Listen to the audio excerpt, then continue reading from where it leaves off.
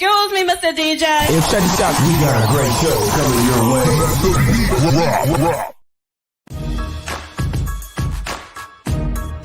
From the ECSI Sports Studios, it's the Midday Market Report with Jeff Dawson.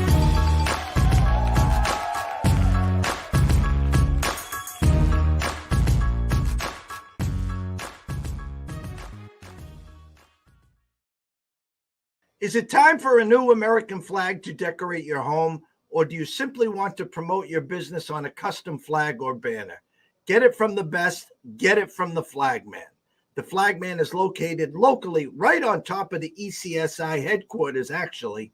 Kiefer, roll some of the Flagman's custom works.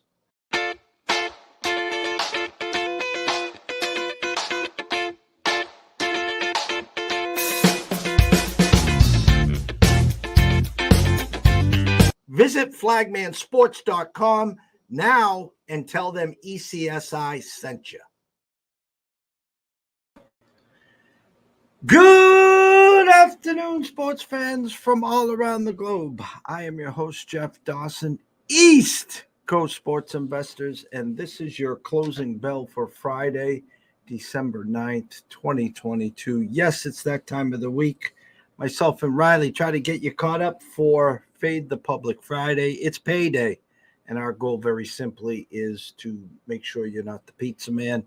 In between the start and the finish, Mr. Lucky from LA comes in, talks a little NFL, a little Circa, and we go from there. And actually, I didn't pull up my Circa with their spreads here, so I'll have to dig that.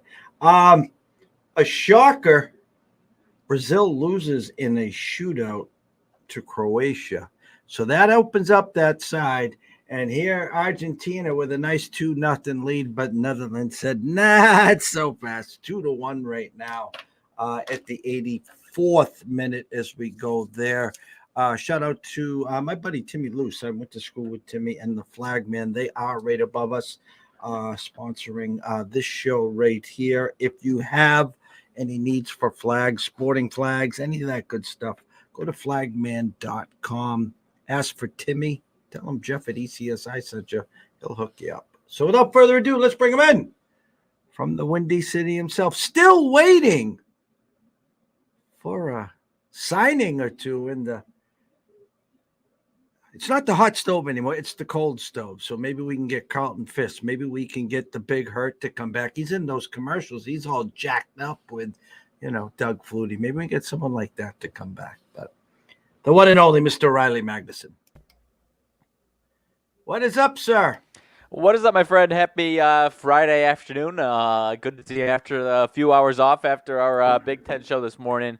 So I'm ready to rock and roll. Yeah, we've got nothing crazy with college basketball. We obviously touched on Big Ten this weekend and a little bit around the college basketball, kind of a slim slate, but plenty to talk about NBA-wise. I know on my end, I don't know if you've got any NHL stuff to break down, but there's obviously a handful of NHL games as well. So I am ready to rock and roll, my friend. And then obviously we got Mr. Lucky coming in a little bit. So I am ready to rock and roll, my friend. Let's get this thing rolling. Usually I'm like, all locked and loaded. There's some good action tonight. There's really the college football is all the small schools. I talked about it and I said it again, and it keeps going up and up. And I just said, hey guys, listen, pizza and beer, have some fun, shits and giggles. 10:30 start. We got Incarnate Word at over 77.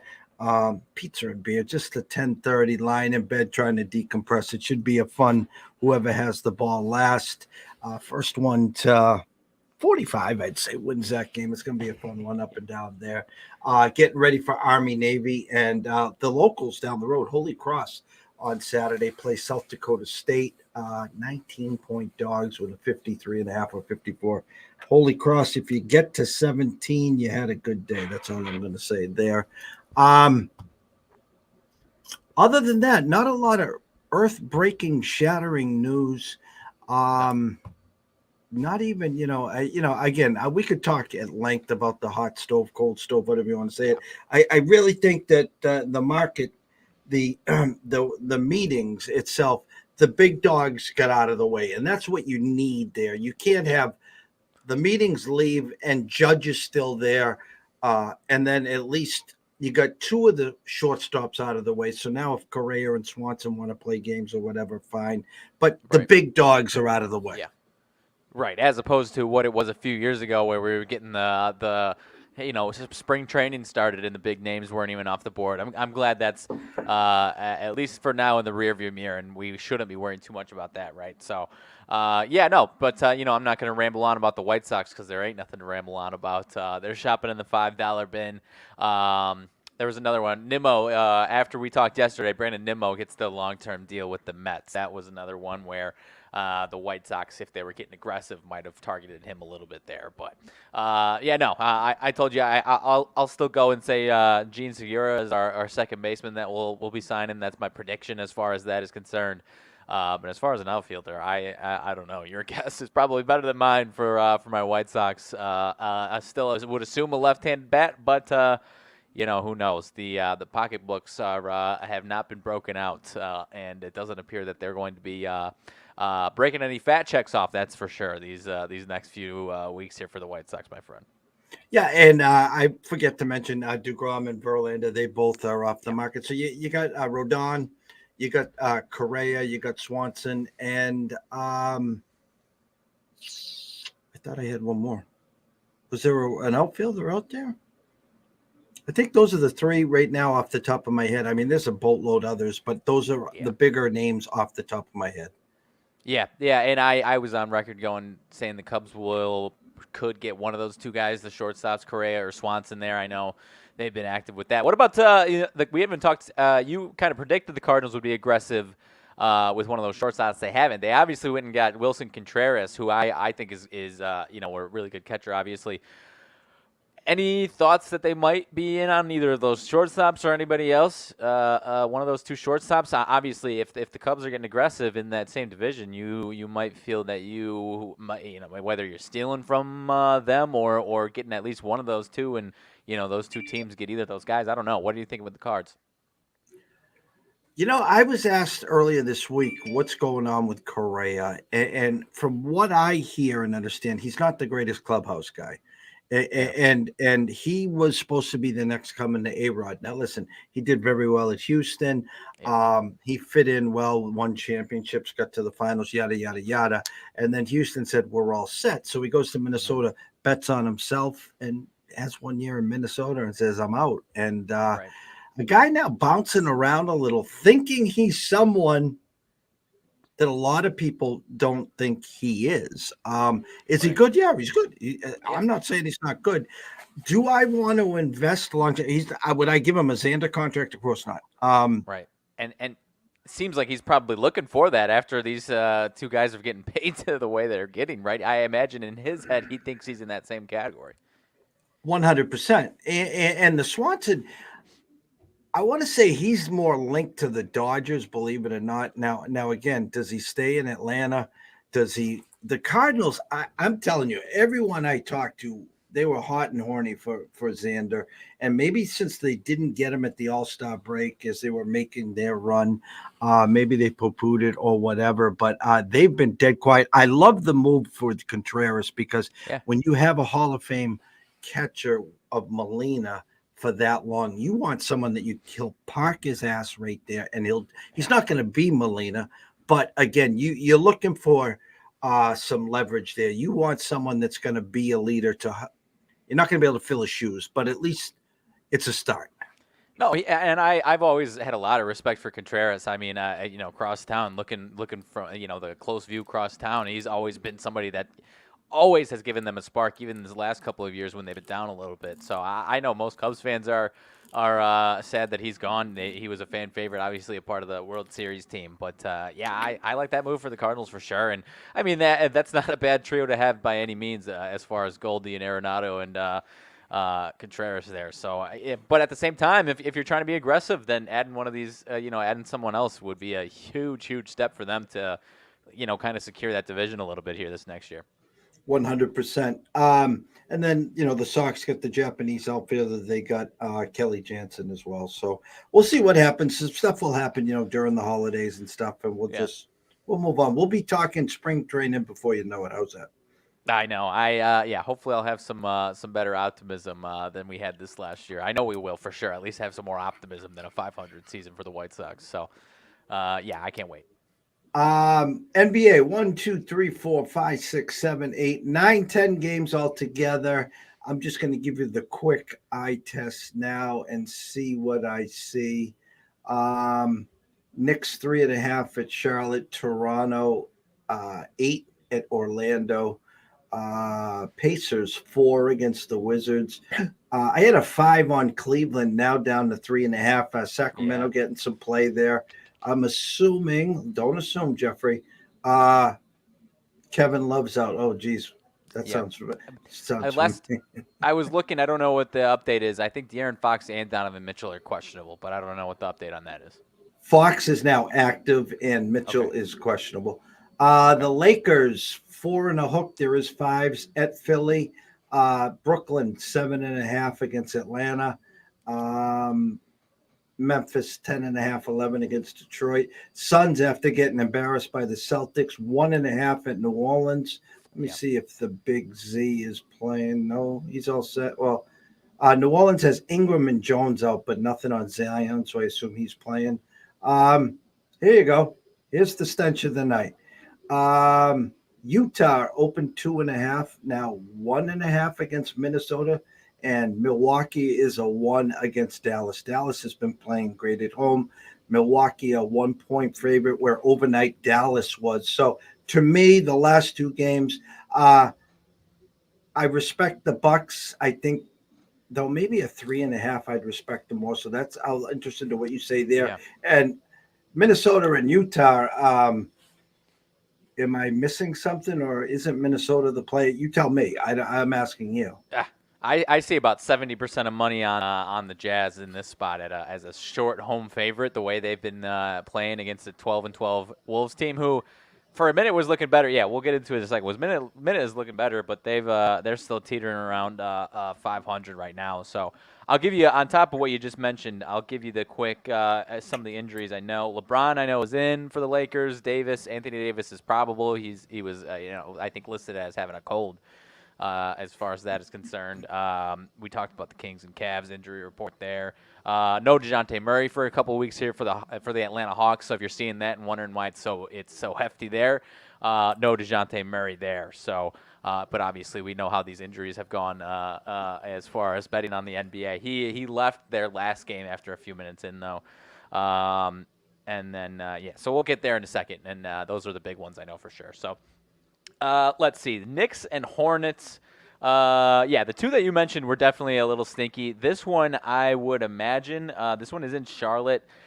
Not a huge public side, but Knicks about 60% or 65% of money I'm seeing or so. Sounds about right. This Hornets team has obviously not been good this year. They were starting to play a little bit better. They've lost their last three now. Knicks have kind of, again, one of these teams that's just been teetering around 500, right? So you don't really know what you're going to get from them. They've won their last two. They kind of remind me of my Bulls in a lot of respects. So now that they've won a couple, you might expect them to kind of fall on their face. So I'm going to leave this one on the desk for sure. If I had to go anywhere, I think I would say Charlotte might be a good play tonight, or at least a lean towards the Hornets in this one. But nothing serious. What are you thinking? The same thing here with the Knicks and Hornets? I mean, I would lean Charlotte. I mean, the books are telling you 114, 110 Knicks.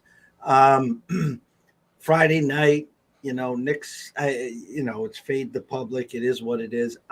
For me, it'd be Charlotte or nothing. But again, I'd be staying far, far away. Yeah, I could see this one being spot on, and yeah, if you're a Knicks fan, then maybe you're trying to get into it. But I don't know. I'm keeping that one on the desk. Toronto and Orlando. This one's interesting and tough for me. Let's see. Toronto is the public side a little bit here. 52% of bets, 62% of money. And there, we've been talking. I don't remember if it was yesterday or earlier this week. You and I were talking about all these teams around 500 and who we might expect to kind of break out of that. Raptors would be in that company for me, as they're 13 and 12. I believe in them to kind of pull away from that middle of the pack here in the NBA and not threaten the Bucks, Celtics, or whoever, but kind of supplant themselves above 500 team. That's kind of what I believe. They've won two out of their last three, with a loss against Boston sandwiched in there. But less than a week ago, played this Orlando team in Toronto as an 11.5-point favorite and won by 13. So now in Orlando, 8.5. I don't know. I've had a lot of success with teams playing each other within a week of themselves, and maybe Orlando doesn't win but keeps it close. But really, the thing that keeps me away from taking Orlando is the belief that I think Toronto's kind of starting to turn a corner here. So I think this one's fairly spot on. If you ask me, I would kind of avoid the Raptors a little bit on the, like I said, playing them just under a week ago. And Orlando's not a very good team at all, obviously, but they do have some talent, and they just won a couple of days ago, so maybe they've got a nice little 2-3 game stretch in themselves here. So I'm staying away from it, but kind of lean towards Orlando, but my belief in Toronto is keeping me out of it here. I see Suggs and Harris out. Is the Duke kid back, Pancho? Boncaro, yeah, he's in. Yep. The number, I respect the number, 8.5 on the road. Yeah, Orlando obviously was having its problems. We are waiting. A lot of those NBA teams, like you said, floating around 500, couple games over, a couple of games below. I mean, that's all these teams really have to do is look at last year's, and I'll be saying this till the cows come home. Just look at last year's Celtics. I mean, they were just putrid in the first half, and then they got to the new year, and then sometime in January the switch went on, and the rest was history there. With that number, I would lean Toronto if you could get a -8. I think that's a pretty well-respected number, and I'd take my shot with the Raptors tonight. Fair enough. Nick Nurse is he's in the company of coaches that I believe in the most in the NBA here. So like I said, my hesitation with Orlando would be the belief that I have in Toronto there. I'm staying away from it though. Moving on from that one, Washington and Indiana, 4.5. Washington, no Bradley Beal here for what looks like a large part of December here. Maybe you get him back by Christmas. I'm not sure. They have lost 4 in a row now. They are not really adhering to the lose their star and win a couple games. They are losing a handful here. Having said that, it wouldn't surprise me if they had enough of offense from the rest of the team here themselves. Total up at 233.5. Leads you to believe that they're not going to be locked down here totally. So I don't know. With the injury, another one of these injuries, I kind of lean towards Washington, but I will be staying far away from this one as well. I like where your eyes are. The number smells to me, again, at 233. I mean, they're telling you Pacers 118, Wizards, 114, 115. I'll just make it easier on anyone. First one to 120 wins here. I would lean with the road team and the Wizards. Yeah, fair enough. And honestly, the Pacers still 13-12, but they are 1-4 their last 5, so they're starting to slip a little bit. But I think maybe not on too many people's radar. They've been losing to some good teams, so I could see them having an off night offensively here again. So I'm with you. I think I lean towards the Wizards there. Next one up, ESPN game, the first ESPN game of the night, Lakers and Philly. Could be a good one as far as watching it. I think all these stars for the most part should be playing and active tonight. So it's if you're watching it, then better than all these guys being out of it, obviously. But like I said, Anthony Davis is probable. LeBron James is active tonight. I don't know. I've stayed far away from both of these teams for the most part, and I will be certainly staying away from both of these teams here again tonight. Did this line at least talk to you at all that lean you one way or another with either of these teams? Well, I just have to say that the Netherlands just tied it up in extra time. Oh, shit. 2-2. It looked like they had a direct kick or something, and a guy jumped up, the ball rolled under, and another guy kicked it. I don't know. It's crazy. I was going to put it on my TV, and I was like, 2-0. I don't need to put it on my TV. Well, I know. And now if they do lose this again, that's all the whole world's going to say. Messi chokes, whatever, especially with the 2-0 lead. Hold on 1 second here. It was like a direct kick. It slipped through, and he just blasted in. Oh, the other guy's overtime, though. It's got to be offsides. It gets through somehow. That other guy's offsides. I don't know if they'll overrule it. It's not hockey or something. The other guy looked off sides before the guy kicked it, so we'll see. Well, they got there. They're pretty sharp with their VAR, right? It's not. It's either he is or he isn't, right? Yeah, and as of right now, they haven't taken it down, but the guy was clearly off sides, meaning he was ahead of the ball before the guy kicked it. No, goal stands 2-2. 10 minutes extra time, and the ticker's 12 minutes past right now, so they must have got it in at the last second or whatever you know what I mean. Yeah, just amazing how they needed some extra time there. The line again on this game, spot on. Again, Lakers can win by 10, Philly can win by 20. Yeah. It's one of these two big star teams, both just kind of going through it. Davis probable, LeBron probable, Melton questionable. Yeah. I was going to say the Lakers before they had the they were playing better before they had that game against Cleveland, and then Davis goes out a few minutes in, and then LeBron and Davis don't play the other day though. So I don't know. It seems like at least on where's my tracker here? DraftKings tracker, they've got 61% of the bets, but 86% of the money on Philly. Which was a little surprising to me. I thought people might be enticed into the Lakers a little bit tonight, and maybe this is just a specific situation on this one, obviously. But I don't know. I don't have strong thoughts. Like you said, it wouldn't surprise me if either of these teams won by 10, 20, or if it came down to the buzzer. I have no idea with this one. 228 with a 5, 17, 13, 16, 12. 16, 12. Yeah. I mean, they got a 16. Yeah. Basically 116, 111, somewhere around that or whatever. It is what it is. Again, you know something? The NBA at this point is like any of the other. You could say the same thing about hockey, but I feel at least in hockey, you get an effort. You get 60 minutes. Yeah, teams have bad days. They have bad weeks. I get that part.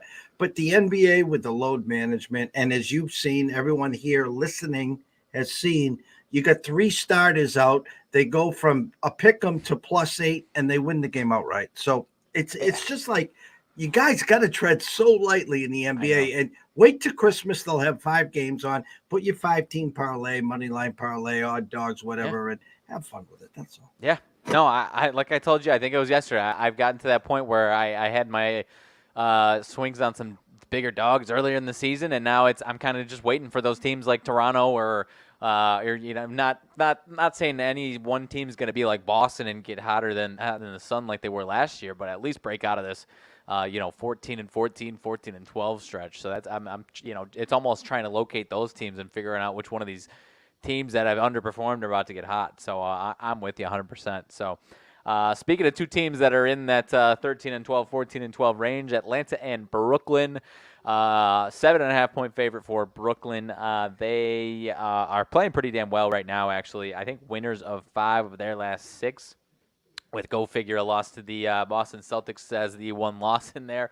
And Atlanta, no DeJounte Murray, as I mentioned. He went out in their last game against the Knicks a couple days ago there. So, you know what? It seems like a pretty nice, even without DeJounte Murray, that the Hawks still have Trae Young. So the 7.5 seems like a decent statement here.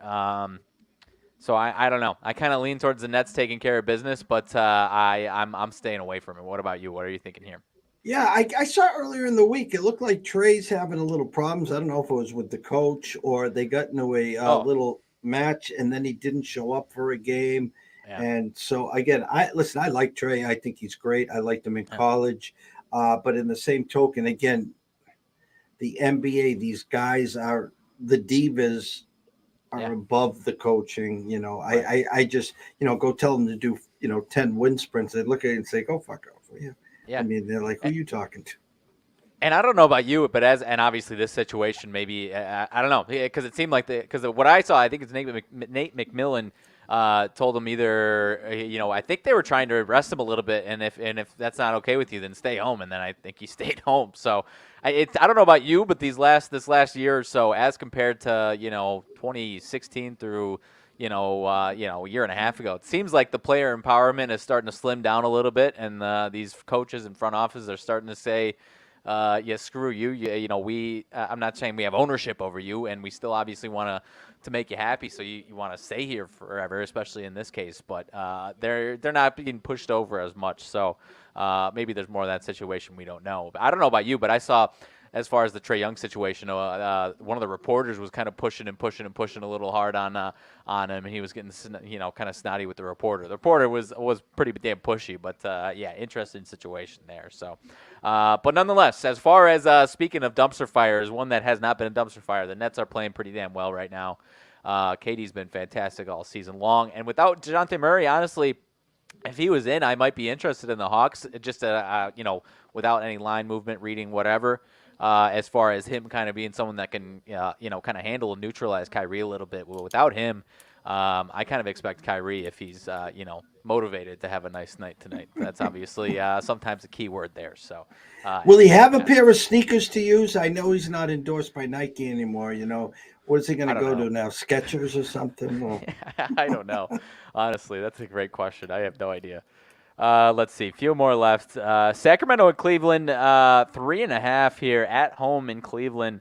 Let's see. The Cavs, I'm seeing 73% of bets, 62% of the money. I'm kind of interested in the Kings in this one, as far as being a potential fade the public Friday spot here. Maybe this is a specific spot where the Cavs are a public spot. I honestly don't know, but this Kings team has been pretty damn good and pretty surprising, obviously. Not surprising to a lot of people. A lot of people have been playing well, but 13-10, they've been better than the rest of the middle pack of the NBA for the most part here. So Cleveland won 3 of their last 4, but I don't know. I give the Kings a chance. I think I'm leaving them at the desk. I don't know if I'm playing them, but at least interested in Cleveland here tonight. Well, if I'm looking at Wager Talk correctly, I see 55% of the bets and 77% of the money on the tomatoes. I don't know which side are you using? For just this one, I'm on DraftKings tracker right now, but then okay. Action Network's also got 65% of bets and 54% of money on the Cavs. Okay, so again, we got some flip-flop information. I think the number's pretty spot on. The Cavs at home have been a wagon. Yeah. I like the spot there. Now, with that said, Kings have had a great run. I guess here's where the telltale sign is. A total of 226 overnight. Yes. Juiced over, now down to 222. So to me, that would lean a Cavs number. 232, I would lean Kings number.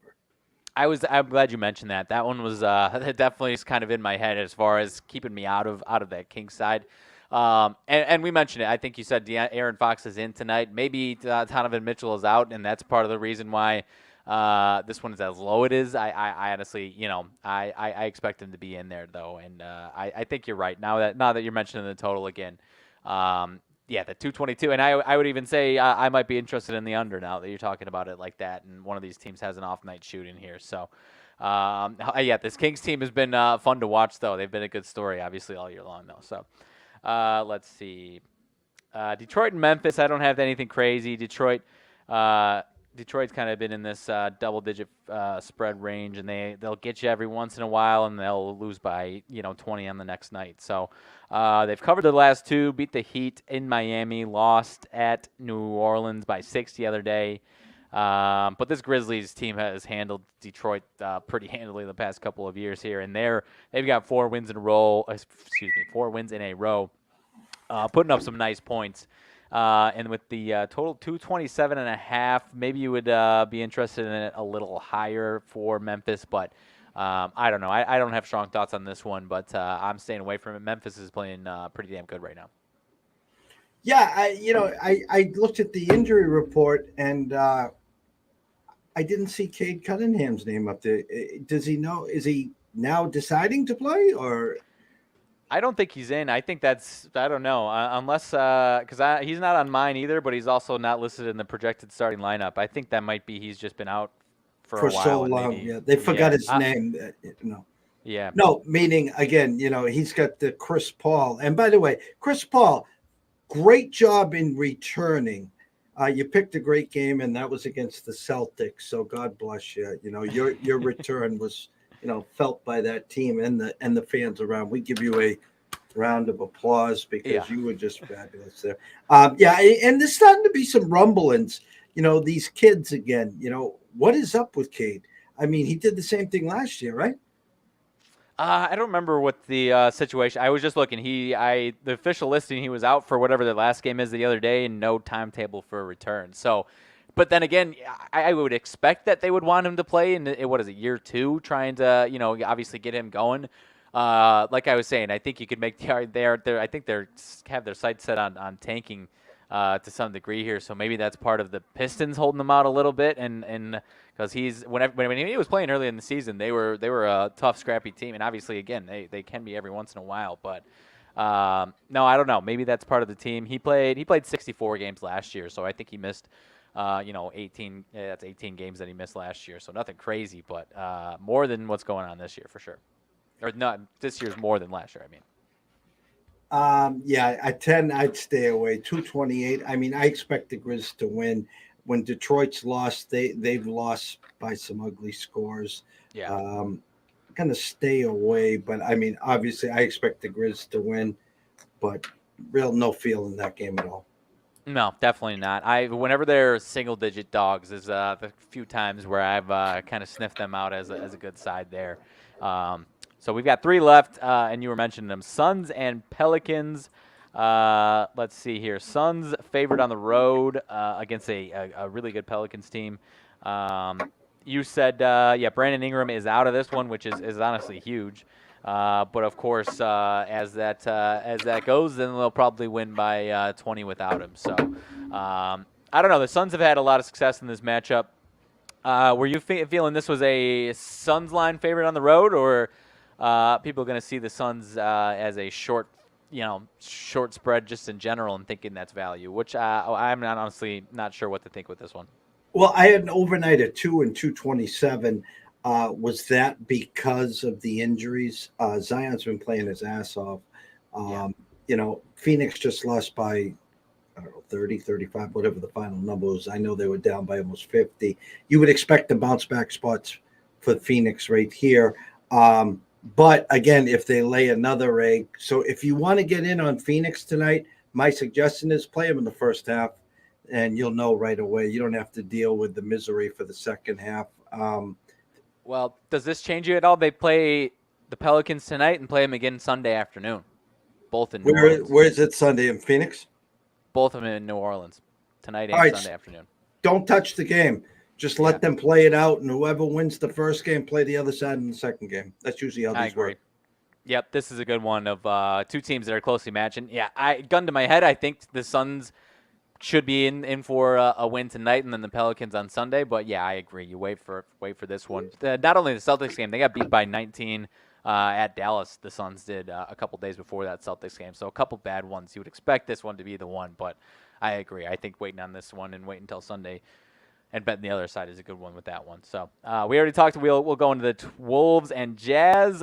Jazz, a public side, it looks like short favorite at home against the Timberwolves, who no Karl-Anthony Towns. He's been out now for a few days, a few games, and I see this was yesterday, but I think that's still for today.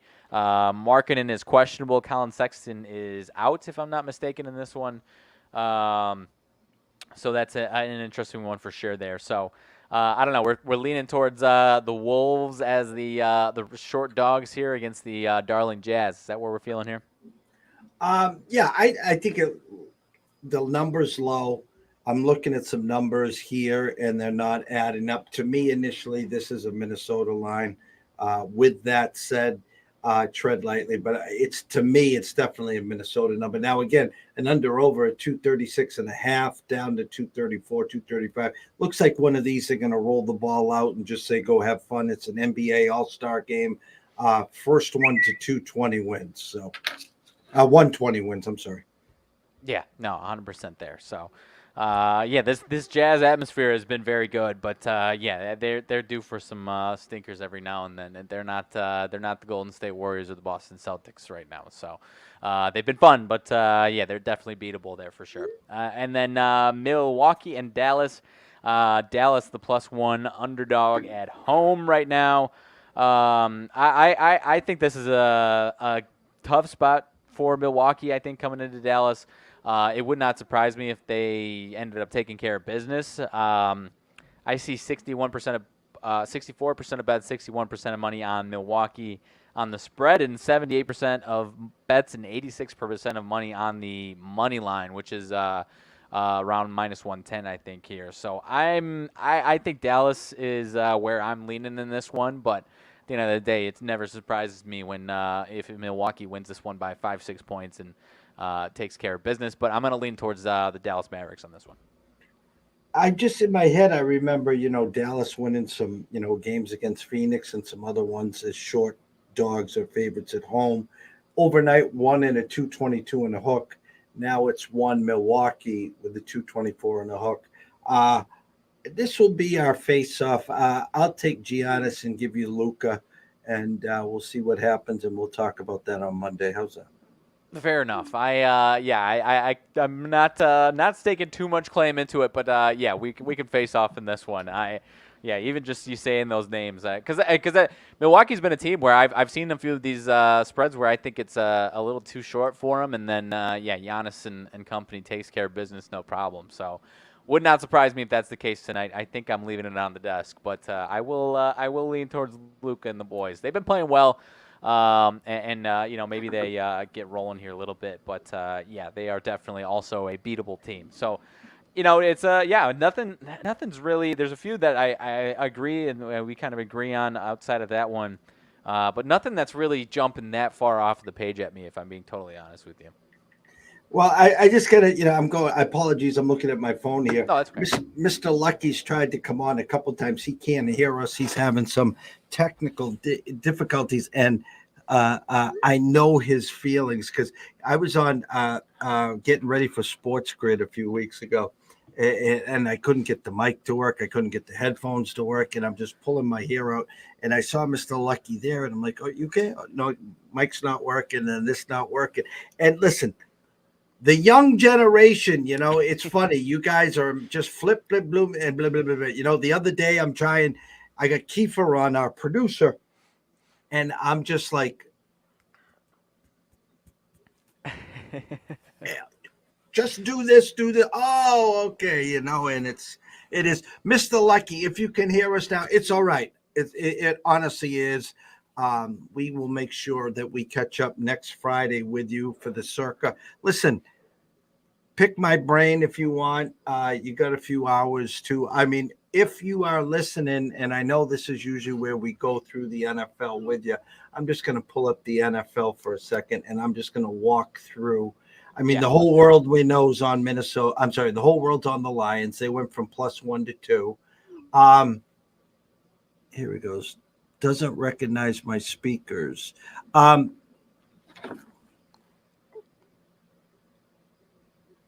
Okay. I think the Bills roll against the Jets. I was on the Steelers. It's Tomlin time. But, the more I think of it, I think the Ravens first start for Hundley, they're sneaky. So I think the Ravens could be the live dog there. Yeah, you know what? To cut in on you, I mean, they obviously lost a bunch of games with them last year, but it's not like they were getting embarrassed. They just had a lot of tough losses, right? So that's not that much. I think the world of Lamar, but it's not that. I mean, he's a fantastic backup that they have with the same style of offense for the most part. So I'm with you. I'm not discrediting him. I can't even talk. Discrediting him that much. So I'm with you. I was same thoughts for sure in the entire thing. Fantasy guys, Pickens was livid, and he made it known last week. I think he had 2 looks and 1 catch. Anyone in fantasy, make sure you leave him in the lineup. Anytime touchdown for Pickens, you can mark that one down for sure. Well, not for sure, but, Van Jefferson found the end zone last night, wink, wink. So I'm going Pickens there. Eagles, Giants, I think the Eagles win. If you can get a 7 and a hook, Eagles first game on the road in a few games. I think they win the game. It's a 44.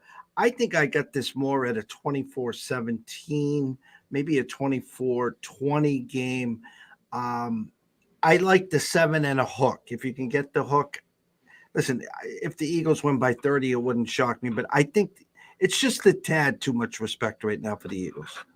I agree with you for the most part. I and all these other teams on the outside looking in are definitely rooting for the Eagles. Fans of teams on the outside looking in need the Eagles to win this one. But yeah, I especially after the Eagles 35-10 and the Giants tie with the Commanders, which it's not a win, so people aren't planning the parade for them there. So I lean towards the Giants, but I don't know if I'll play it or not.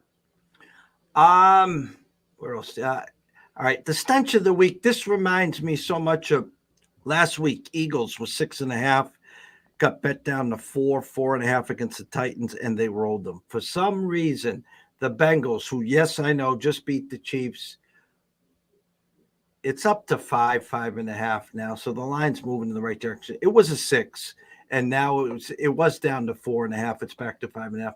Listen, Deshaun Watson was ugly last week. The defense scored on a fumble return, a safety, and a punt return. I expect Watson to be a little better, but this Bengals team is rounding in the form.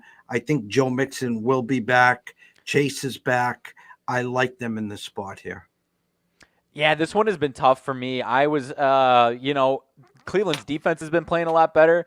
So it was starting to talk myself into Cleveland, honestly. But like you said, you got to play it both ways a little bit here. So if I'm doing anything as far as believing in Cleveland's defense, maybe I like their defense to have a nice showing, but their offense scares me against this. And people keep talking. Joe Burrow hasn't beaten the Browns yet, but obviously he's not just going to be. He's not. Which maybe you think that's not going to stop, and this is ownership. But I don't know.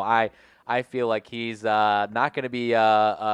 He's not oblivious to that, and he's obviously going to try to ball out and end that streak there. So I was starting to believe in the Browns in this spot, but yeah, I don't know. Maybe Cleveland or maybe the Bengals win, but by a field goal or something. But I don't know. It wouldn't shock me if the Bengals won by $1 billion. I'm staying away from it.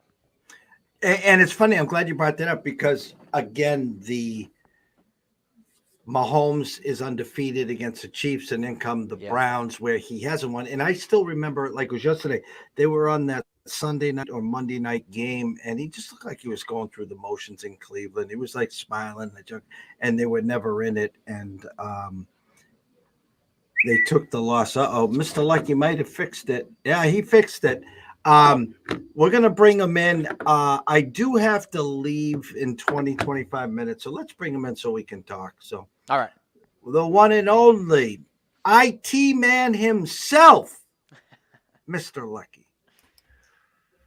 Made it, gentlemen. What's up, Mr. IT? I think what happened was Baker Mayfield was trying to get into my system here and send me some kudos for my Rams win and the the Raider debacle. Sorry about that, Jeff and Riley. I don't know what was going on. We'll do a quickie. How's everything, Jeff? Are you cooling off? I mean, what's the temperature in the room? Because your plays are what, 23-6? Yeah, something like that. It's a nice run, seeing the board well. Thank you. We're just picking and choosing, and it was funny. Last night we sweated the Stars team total, and I had on the desk the Leafs at plus 105 over 3.5, and they scored 4 in the second period to get there. And here, the Stars come out and score a quick 2, and then next thing you know, you're down 3-2 late in the third, and I'm like, I can't believe this. And but listen, it's a great run. Just picking and choosing, just trusting the process, trusting the system. We've added a new source, which has really helped my eyes, especially overnight and into the morning. I see a lot of numbers that most people don't see or aren't able to see. So it helps you make more of, Da Vinci's Code, I should say. Yeah, and I want to really applaud your guest, too. I mean, I actually played a couple of hockey games this week with Mr. Nova. He lives in Nova Scotia, I think, right? Halifax, I think. Yeah, Mr. Andrew McKinnis, nice kid. Hope to meet him down the road when we do these wager talk things. What do you guys think? Have you looked at the Circa board, Jeff? You know, I need help. I'm on life support to try and win $1 million. We're hanging in. Well, I mean, I told Riley I did not bring up like I usually do over here to the right. Internet has been funny. So what we're going to do here is I'm going to go to Circa and I'm going to pull the board up for you. We were just breaking them down for you a few seconds ago as you were trying to figure it out, the technical end. And let me see. Here it is right here. Okay. Obviously, the Rams Raiders have already gone. You buying or selling the flip on the Vikings and the Lions? Well, you know, I mean, did the Minnesota Vikings win last week? I mean, That's I'm all still they do is win. I'm still not sure. I mean, they were outgained by 199 yards. I put this on Twitter this week, not to segue to a different sport, but they remind me of the old days when Joe Louis kept winning every fight, and they kept saying, "Well, he's not boxing anyone." And I think a writer asked him about it, and Joe Louis simply said, "I just beat whoever's in front of me." And you know, that's the Vikings. I'm not buying it, Jeff. I look at that game in a kind of in a different way than maybe some of the Joe Public people out there. Yeah, the Vikings are a better team. Yeah, they're 10-2.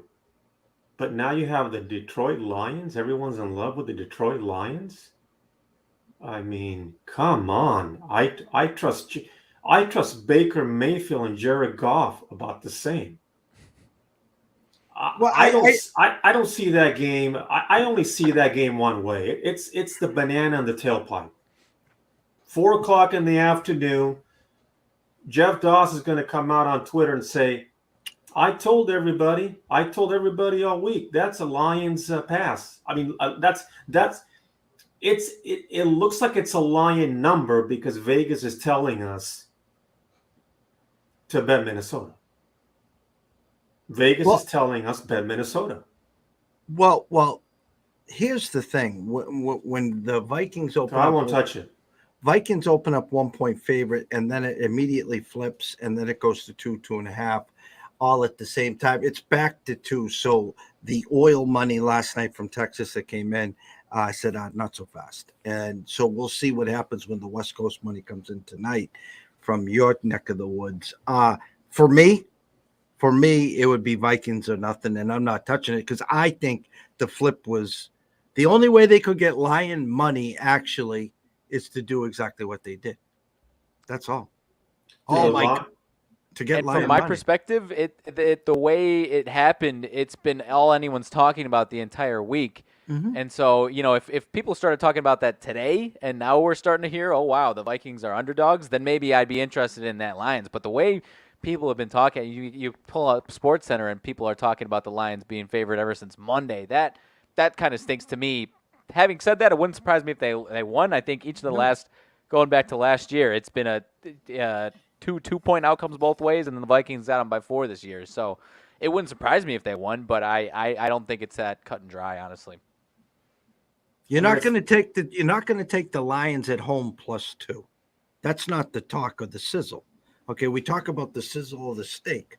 What is the actual talk in this game? Is that the Lions went from +1 to -2 or 2.5. So again, the people are going to flock and say, Vegas must know something. It's a trap. Vegas knows something. Look, this is a 10-2 versus a 4 or 5, whatever the record at 4 and 5, whatever the numbers are. The fact is, their favorite. This is the Detroit Lions against 10-2. Justin Jefferson, Kirk Cousins. No way. And like Riley says, like you said, and like I'll say, if the Lions won by 7 or 10, I would not be shocked. Mm-hmm. Not at all. But at the end of the day, the total of the game is 51 and a hook. Okay. 24-24 field goal Minnesota. 27-24 Minnesota. Thanks for playing. Yeah, I mean, I have that game 27-24 Minnesota. That's exactly what I just said. I don't think, first of all, can anybody on the Lions team guard Mr. Jefferson? There's no one in the league that can. I don't think. Yeah, I don't think anybody can guard, let alone the league. I don't think anybody in the Lions can guard him. So that game it's a popcorn game for me, Jeff Riley. I might watch it. You know, I tend to watch very few games in the morning on Sundays, but should be an exciting game. I mean, the Lions. There's a system in that game that says you basically take the Lions because of the fact that they're playing a team that's got a percentage of over 800, and the underdog or the underdog are them. I think there's a 0-9 stat I saw in Twitter world on that one, which surprised me. I like, I'm looking. I highlighted 7 games. I'm at a point now in the contest. I separate. I've done it all year, but I really separate what I want to play if I like something from my pocketbook, aside from the contest. I told the guys this week, look, give me your 5 best games. Let's pick 15 games. If we have 15 disagreements, we'll adjust. We will coordinate. We will figure out 5 games, because the odds of us winning this, being down by 8 points now, are slim and none, and slim left town. So we're gonna enjoy the last quarter. We go 23. You still get a shot at 150,000. Yeah. I mean, Jeff Riley, I went over our circa contest selections this year because I'm taking, and Jeff brought up a very good point to me. Riley, I'm taking notes. What can we do differently? What have we done well? What have we learned? Mm-hmm. I trust my knowledge. I trust my handicapping. I trust my friendship. These guys are, friends of mine. They like football. They don't dissect games like I do, and we knew that coming in. So it's been a learning process. But I went back, Jeff and Riley. If there was one play that would have gone our way, we would have 13 more wins. In our 15 games that we have led in the fourth quarter or tied, of our 26 losses, 9 of those games we were ahead the last 5 minutes. 6 of those games we lost on the last possession. 8 of those games we out-yardaged the team. But in 11 of those games, Jeff and Riley, the team that covered the spread won the turnover battle. So there you go. Meaning, are our eyes good? Did we possibly make the right selection? Yeah. Wrong result. But that's a contest, right, Jeff? Mm-hmm. So what I take out of it is, we're in our 14th week. This is 13 weeks, so that's 65 plays. I think we're 58%. It's good. 65, reality is going to win this. 64, 65 probably is a top 50, top 100, 62% maybe. But I haven't made 65 plays personally. I was mentioning to Jeff, I've made 33, 34 plays from my own pocketbook. So the point is, and my message to everyone out there is, I'm still being selected. I'm not changing me. I'm not changing how I try and beat the NFL, which is hard enough to beat. But the NFL is comical because, Jeff has repeatedly said this. A lot of times it's what people saw the week before. Mm-hmm. People now see a Baltimore Raven team that snuck by Denver. Thank you very much, Baltimore Ravens. We really appreciate that, because you guys haven't covered since Hector was a pup. You're 1-11. Your last 12 games on at home. Take notes, people. Do not play the Ravens as a home favorite. So what happens now? The steak or the sizzle?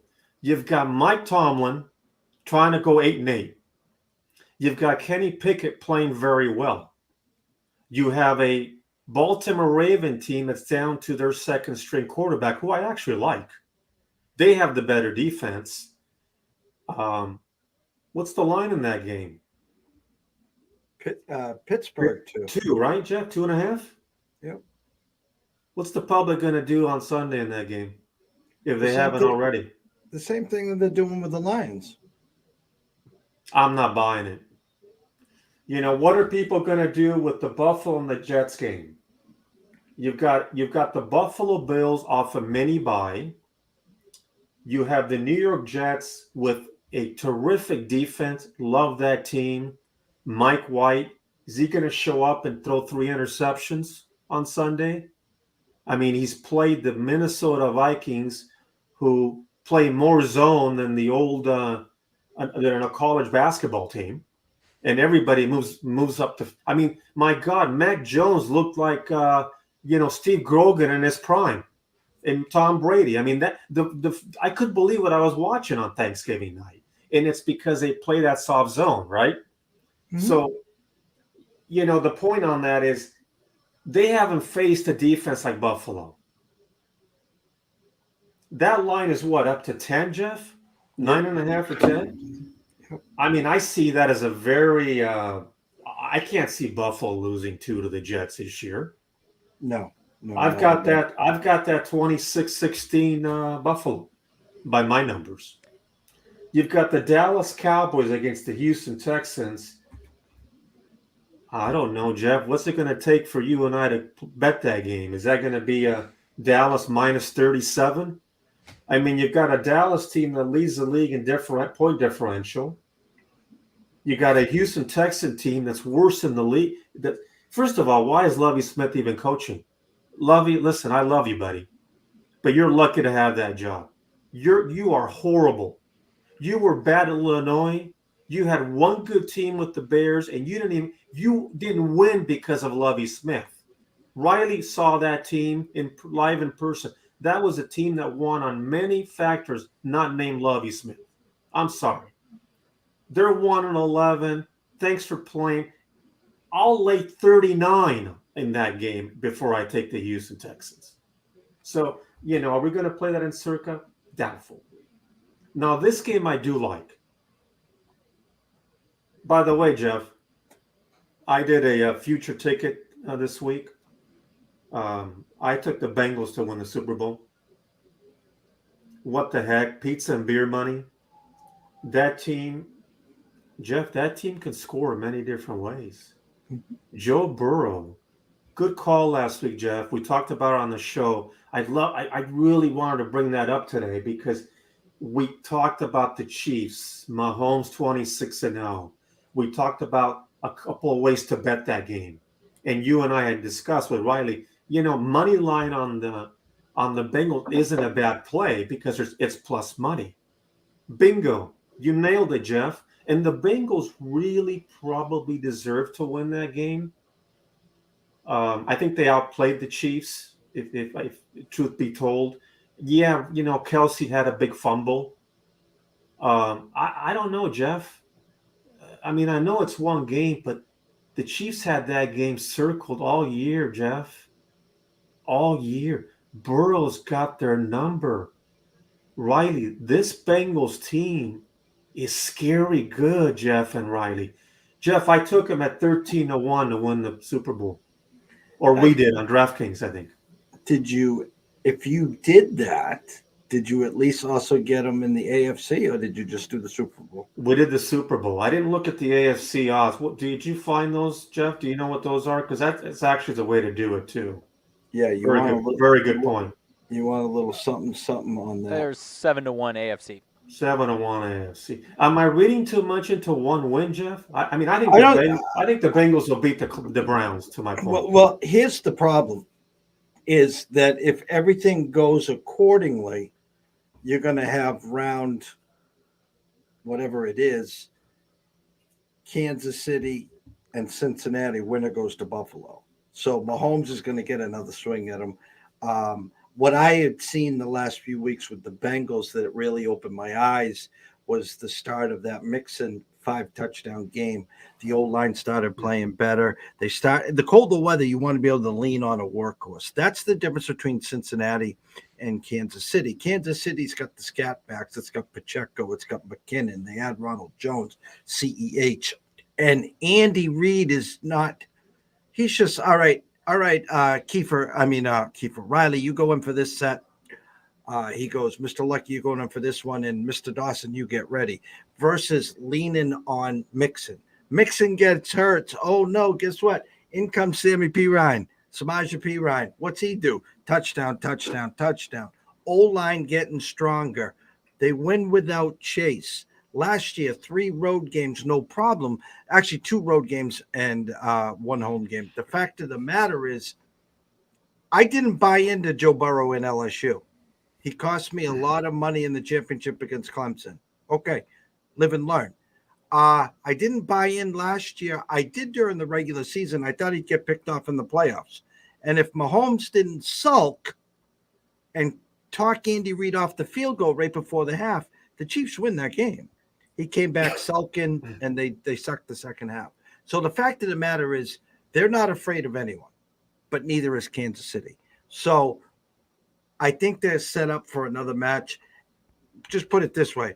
If the Bengals are at home and they're 1.5 point favorite, I'll probably tell you, you might want to take Kansas City this game.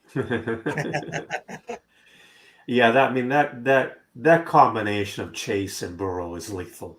They're so good. And one thing I like about Burrow, he's just calm, cool under pressure. Did you see the wide open ball Boyd dropped? Yeah. I mean, there was no over the 15 yards of him. Jeff, I actually thought of you because I think you tweeted something on that play, and I thought of you because and I got to give the coach credit because on that 3rd and 9, hold on, let me call Josh McDaniels about playing conservative. They went for it. They said if we get a first down here, we win the game. And I don't want to compare. I hate comparing quarterbacks, but Joe Burrow is a combination of Kurt Warner at his best and Drew Brees. He's precise. He has a better arm than Brees, but his precision is phenomenal. His accuracy is tremendous, and he throws a beautiful spiral like Kurt Warner. He's a future Hall of Famer, Jeff. He is that good. They will win a Super Bowl with Joe Burrow, in my opinion. Compared him to Marino, 2nd year in the league, got to the Super Bowl, the same as Dan Marino. Dan lost to the 49ers, your 49ers. Joe loses to the Rams. Marino never got back. So that's why I said, Joe, take it a little easy. He's going to go as long as that offensive line keeps him up.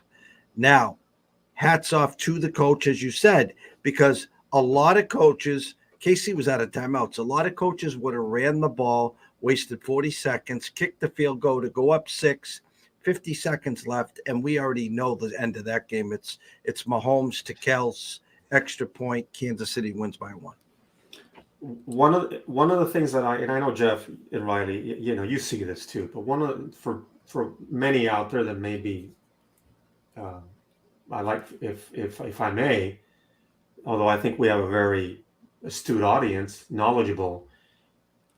What I like about Cincinnati is that there's 3 cycles in a football season. You have a team like the Bills. They came in as a favorite to win a Super Bowl. They looked like they were the best team in the NFL for 5 weeks. Then you have that middle portion of the season. There's injuries, there's bye weeks, there's a flat spot. Everybody has a no-show game. Everybody has a great game. Then how are you playing in December? How are you streaking? How are you peaking? And Jeff brought up a great point. They lose Mixon has a great game. They lose Mixon. They've got so much depth in their offense. They were there last year. Isaiah Thomas said this so well in the late 80s. Sometimes, because they couldn't beat the Celtics, they were really good. Those bad boys were good, Jeff. And I'm bringing basketball only because of this. And Isaiah Thomas, I'll never forget it. I think I lost a bet. In fact, I think I might have lost the game when Bird steals the ball to DJ, layup good. Jeff remembers the game against the Pistons, where I think Was it to DJ or Sheesting? It might have been that one. Might have been Sheesting. Bird stole the ball, and Sheesting grabbed it and passed to DJ. Yeah. And DJ had that wonderful layup. I'll never forget the great call by Johnny Mills. Bird steals the ball over to DJ. Layup good. That's out. Anyway, the point being is Isaiah Thomas had a great line about that game. And he said, sometimes you have to know how to lose before you win. And that's what the Bengals learned last year. I'm telling you, Jeff, and I'm going to eat my words because I told Riley that the next time the Chiefs played the Bills, I liked the Chiefs. I'm going to tell you, I would not be shocked if the Cincinnati Bengals go to the Super Bowl out of the AFC. Well, they've got a great quarterback. I'll say this in a nutshell before we try to get your picks here. By the way, we're in a shootout, and Netherlands now 0-2, and Argentina scored on their first one.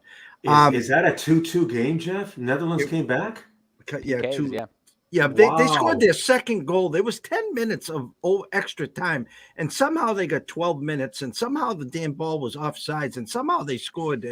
But they're in a shootout, and now it's 1-0 Argentina. Are you telling me Jeff Dawson's got some action in soccer, Riley Magnuson? I mean, this guy's warmer than Pele on his best days. If you go way back to before this started, we had Argentina plus 800, Messi to win the Golden Boot.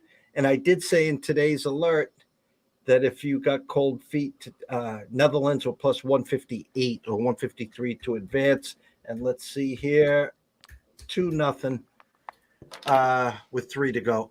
So what I'm going to do is I'm going to break down the AFC, NFC quickly. And then what I'm going to do is I'm going to have you rebuttal, and then your couple leans before. Yeah, sounds good. I know we're on a time crunch. Thanks, Jeff. No problem. With the Kansas City loss and the Buffalo win, we're back to going through Buffalo.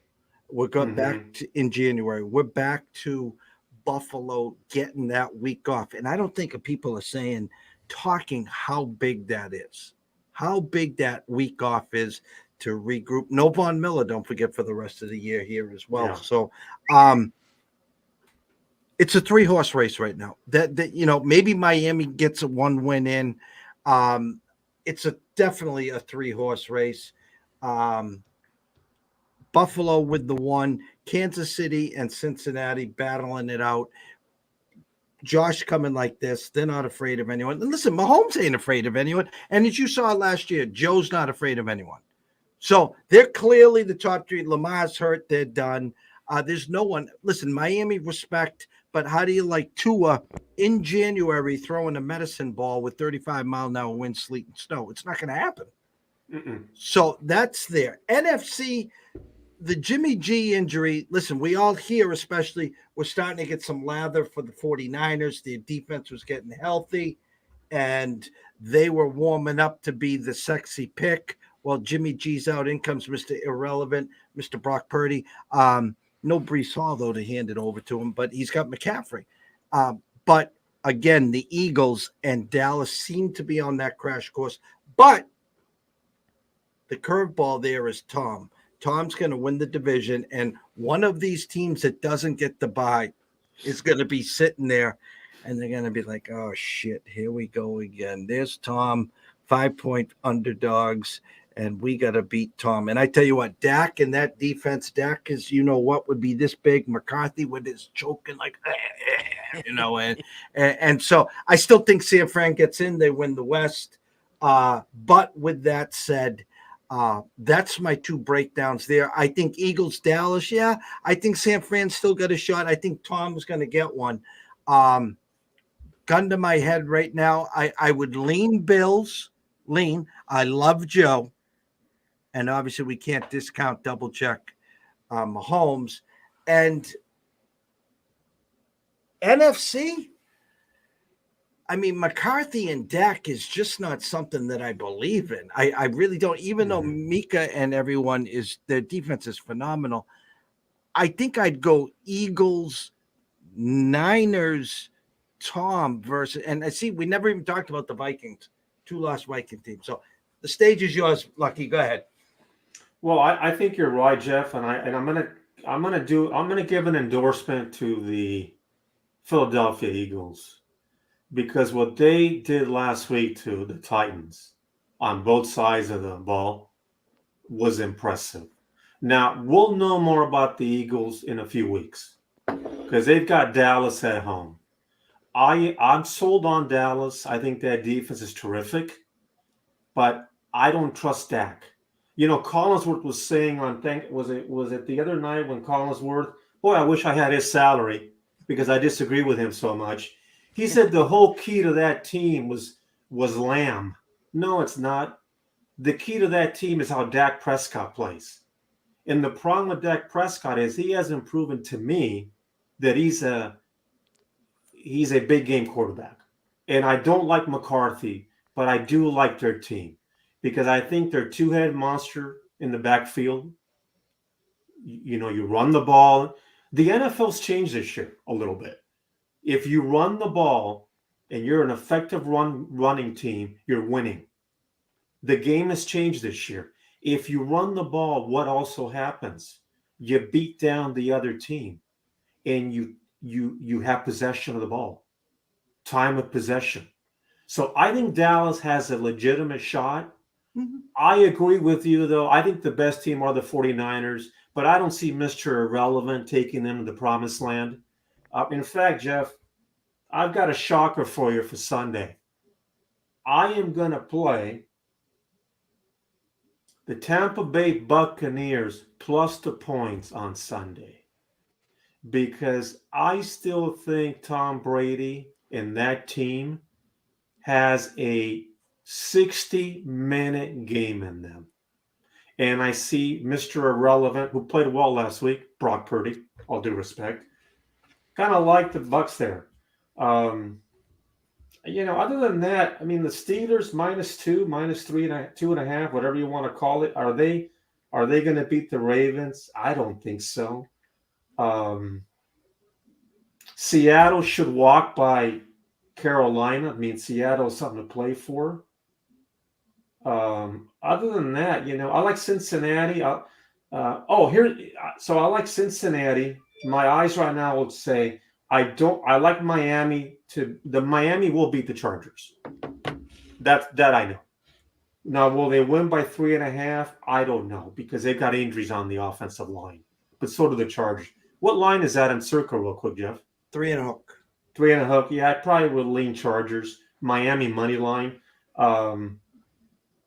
So I would say my 5 would be the Bengals, Tampa Bay.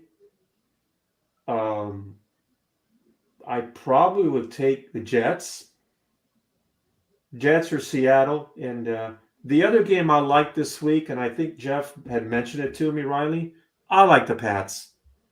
You know, you've got a team that still is 6-6. They're playing the dysfunctional Arizona Cardinals. I mean, if you gave me $1,000 today, Jeff Dawson Venmo me $1,000 and said, "Here, put $1,000 on Cliff Kingsbury on Monday night," I would Venmo him back $1,200 and say, "Go to the horse track, take the wife out for a nice meal. Happy holidays." No, it's, you know, again, and you know what I'm going to really do? Not that you need this either, Mr. Lucky, is again, the thought process is we're not out of the circuit contest because you're not mathematically eliminated. Okay. And I know you're wired the same way I am, same way Riley is. Okay. But the glory of the circuit contest is that you got an opportunity to win $150,000. You have a chance to win the fourth quarter. And if you happen to win the fourth quarter, well, that probably means you had a hell of a fourth quarter run. And that probably means you finished into the top 50, 75, and you're probably still going to cash or whatever. I don't know how far he goes down. So again, it's just notes, what's working, what's not working. Every year is different. We had me and Brady did our sportsbook confessions today.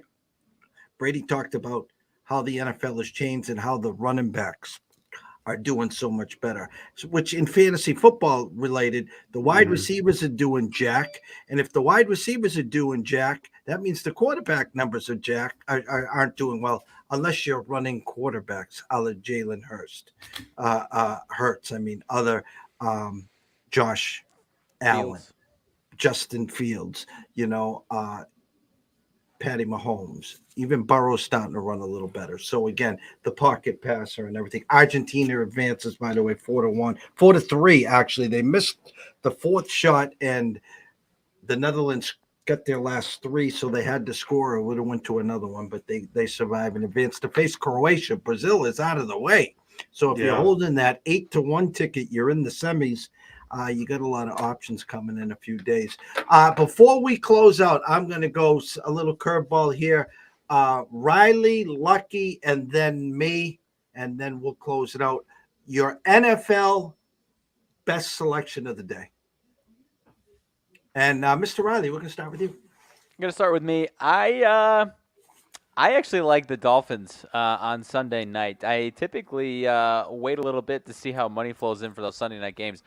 I guess the Chargers offense is kind of the outlier of what's keeping me hesitated because they could have a nice night. But I love the Dolphins offense matched up against that Chargers defense. Play action, middle of the field.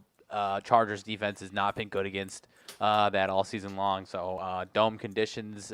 It's in L.A., right? At L.A. So I actually like the Dolphins on Sunday night. That is what I like as of right now. Metcalf, Gino. What the hell's wrong with Gino? Kenneth Walker, questionable. You know what, Mr. Lucky? If you're ready, I'll allow you to go. I'm going to take the Patriots on Monday night, minus the points. Play them on the money line. I think they win. Kingsbury's out the door. I like the Pats. And for me, there's a couple that are on the board. Mr. Lucky, Pat's money line is definitely one of them. Surprised that 3.5 is a statement. 2.5 in the Dolphins, I would lean Chargers. Our friend Chris Sanders at Southport says it very well. 2.5 you play, 3.5 you lay. And so the 3.5, they're telling me the Dolphins win by 4 or more there. I will go shopping.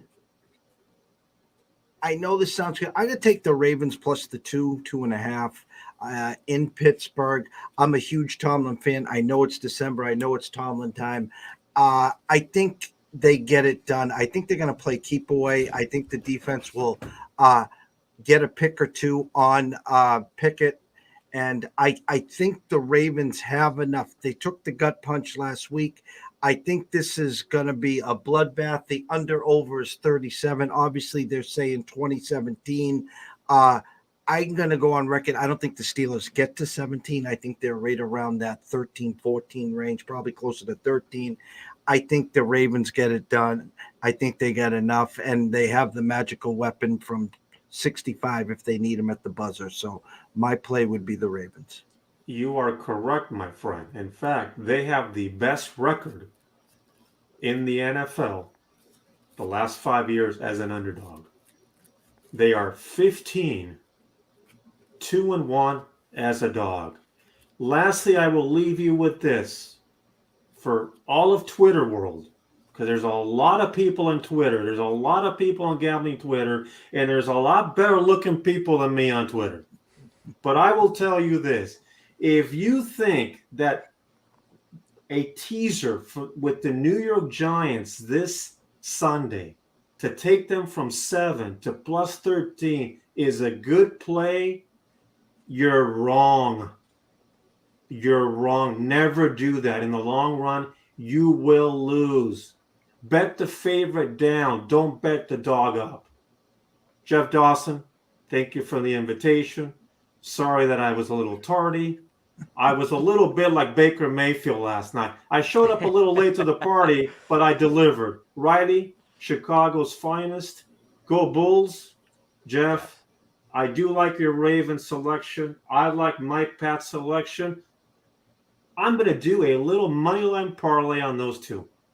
There you go. In honor of you, my friend. Keep up the great work. Jeff Dawson, Riley Magnuson, everyone out there. Adios. Have a great weekend, and we'll see you next week. Yes, you will. You take care. Have a great weekend. Okay, and if you get a lot of money, buy a Bugatti. There you go. Peace Take out. care, brother. Okay, Jeff. Thanks. Take care. Take care, guys. Bye-bye. The one and only Mr. Lucky at Follow Fade. If you are not following him, please do at Follow Fade on Twitter. He is a hoot for sure. Riley, closing thoughts. Closing thoughts. Nothing crazy. I've got, we always say tread lightly on Friday, and I think tonight is a good case because, there's a lot of question marks on the board, I think. And it's probably some traps as well. So, it should be a good weekend of sports action as always. Tread lightly. Keep an eye out for my Bulls blog tomorrow. I am doing well everywhere else other than my damn Bulls blogs. I am ice cold, so if you want to fade me because I'm ice cold, go ahead. If you believe I'm bouncing back, then go ahead and bounce back with me. But either way, it'll be out tomorrow. Bulls, I think Mavericks tomorrow night. So that's all I've got, and then we should have a nice weekend ahead of us. For me, I talked about it again. We bought the hook. Incarnate Word. Rotation number 308-955, 308-956, Sacramento State. I think it's on ESPN Plus at 10:30. We got 77 guys. Just the pizza and beer. Have some fun, like Van Jefferson was last night. For the pucks, we didn't go over the pucks. I am in a tight number here for time. I'll just tell you this, that the dogs have been barking real loud, guys, in the NHL on Fridays. Real loud. So tread lightly there. The ECSI VIPs, you got our alert earlier this afternoon. We got one team total there to go over. I was looking at a couple other potential team totals.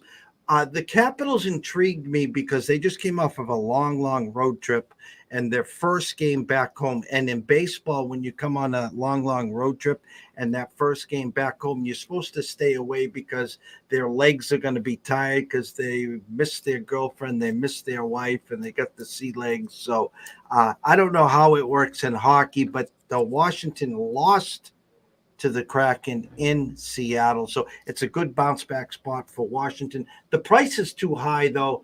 It's up to 150, 151. So I was looking at their team total for you guys there. Let me just double check that for you. See if there was a way into that game. 3.5 plus money.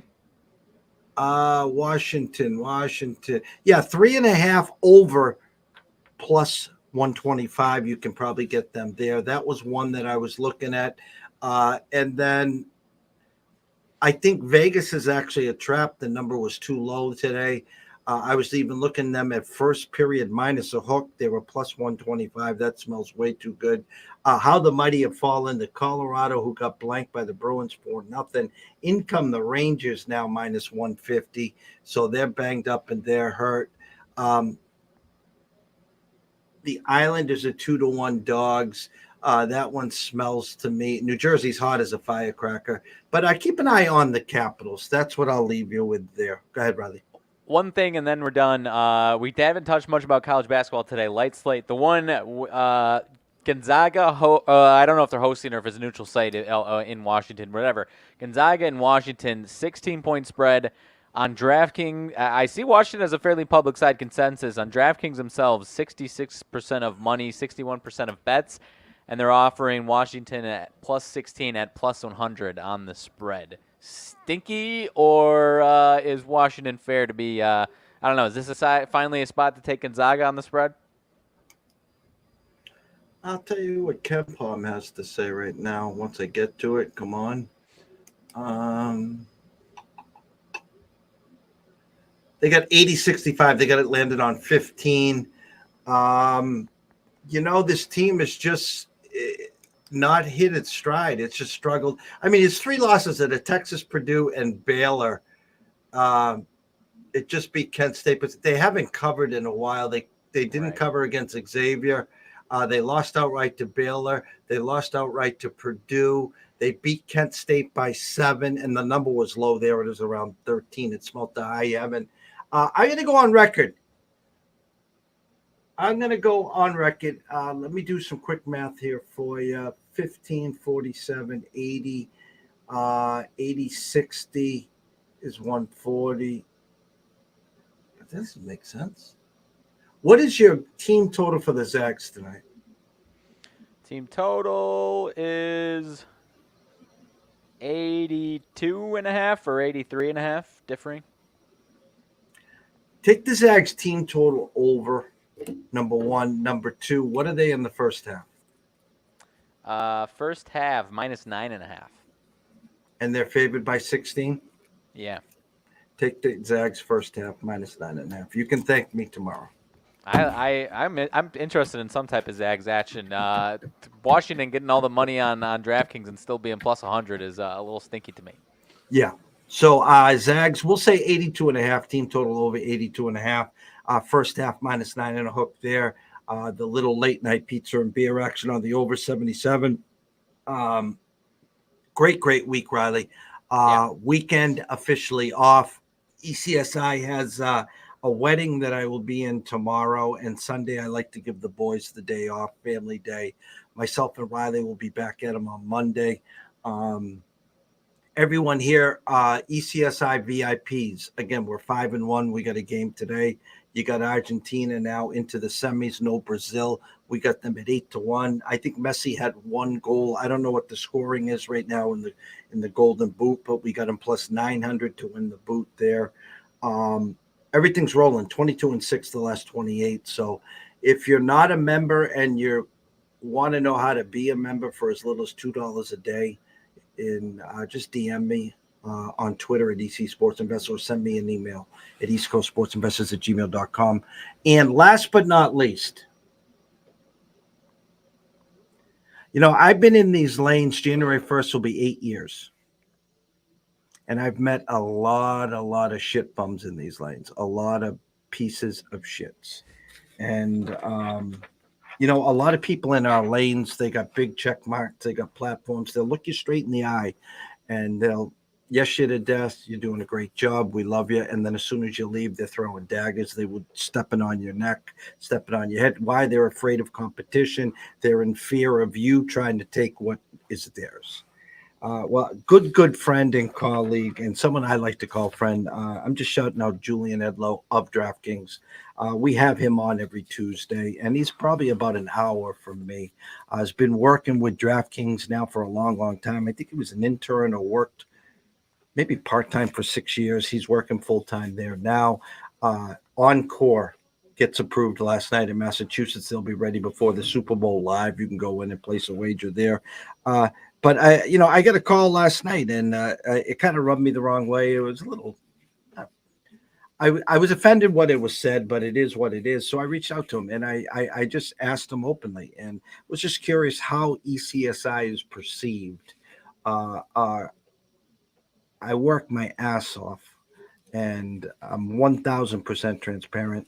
I'm here 7 days a week. I have a 24/7, 365 open door policy. January 1st is the start of our 8th year. Haven't had a day off in forever. And I am not Vegas Dave. I am not one of these guys that screams, hollers, and shouts from the top of my lungs. Come sign up. I got the lock of all locks for $999. If it loses, I'm going to give you a lifetime free. Or, that's just not me. In 2015, we came on board selling picks. Do I offer a service? Sure. I offer a service, but we are a sports information and marketing company. We're the educator. And so we provide information on a daily basis. And Riley has stepped up this fall and being my co-host, as Scotty doesn't have the time. So Riley's just the perfect I don't even want to say fill in. Riley is a part of this team on a daily basis, and we try to create his spots too with the Big Ten, whether it's football in college and what he excels in as well. Golf, once the golf season comes in, we talk UFC. So the fact of the matter is, I was just wondering how ECSI is perceived in most people's eyes.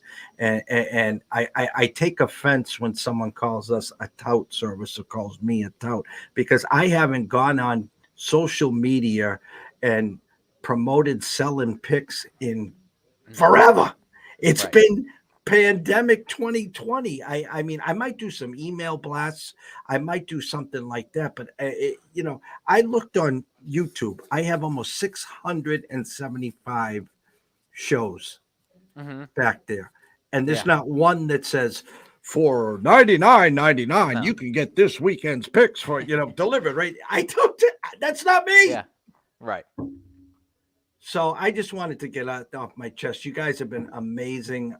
We're getting more and more views. The only little thing I might ask is, if you're not subscribed to YouTube, to Twitch, just go over to East Coast Sports Investors or TikTok, East Coast Sports Investors. Just subscribe. It's for free. On Twitter, if you see something you like, a little retweet. It's like tipping the dealer at the Bellagio. So any last thoughts, sir? Any last thoughts? No, I don't have any last thoughts. I appreciate the hell out of you, as always, my friend. You have given me an olive branch to get my thoughts out. And like you said, given me chances to lay things down. So, no, there is a very, very, very, very 10 million, 100,000 miles difference between you and the 10 max whale unit banger, whatever the hell you want to call it, play, as you're mentioning. It is not even close, my friend. You're a very transparent person. Like you said, you're scorching hot right now, but when you have the rough weeks, you're not hiding behind your phone or whatever the hell it is. So you deserve all the credit in the world, my friend. You're doing a hell of a job every single day. Much appreciated. And again, I didn't even come out here and say we gave out Iowa last night. We gave out UMass Lowell last night. We gave out Van Jefferson anytime touchdown, because the people that watched and the regulars that are always here, they already know that. So I don't need. I'll goof around with you on social media and say, "Hey, Van Jefferson, looking for the high five back," or when you're calling out games or vice versa. That's what we do. Again, we save the entertainment for that 4-letter word or that other company called FOX, and we're here to educate, which give out as much information as possible. As I'm sitting here, breaking news, or a line just moved, and that's what we're here for. And for all you guys that have been following us, we thank you. And, 2023 is probably going to be the biggest year ever for ECSI, as Massachusetts is ready to launch and go live. We are on the cusp of the national platform and stage. We do have a lot of big companies knocking on our door to asking questions, feelers out there. So sooner than later, we will probably be attached to one or two of the big mobile apps, probably one of the big 2 companies in Massachusetts to say, but nothing's going to change. The only thing that might change is we might take this show and literally go to the network, a la Roku, a la Amazon Fire Stick and stuff like that, which we've been looking at and we've been asked to do. So, all right, everyone, have a great weekend. Don't be the pizza man. All right, get in, get out, wash your hands clean, go decorate the halls, the tree, eggnog if you want it, mistletoe if you get lucky. I don't know what that is, so don't worry about it. And so from myself, Jeff Dawson at EC Sports Invest, for the one and only Riley Magnuson at Riley_Magnuson1, we wish everyone a blessed evening. Thank you guys so much, and we'll see you next week.